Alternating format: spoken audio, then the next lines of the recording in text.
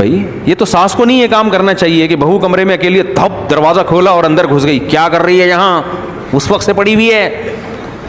بھائی آپ دروازہ نوک کر کے جائیں. یہ جو قرآن کہتا ہے کہ کسی کے گھر میں پرمیشن کے بغیر مت جاؤ, اس سے گھر نہیں, کمرہ بھی مراد ہے اس سے.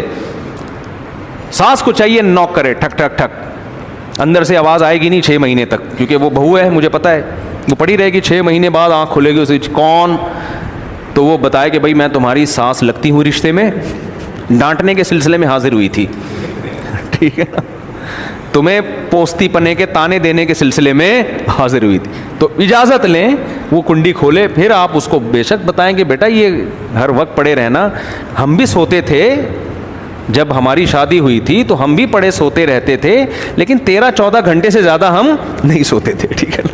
اس پہ ہمیں صلواتیں سننے کو ملتی, ہم اڑ جایا کرتے تھے. تم تو 18-18 گھنٹے سو رہی ہو, یہ بالکل صحت کے لیے نقصان دہ. گھر کا ماحول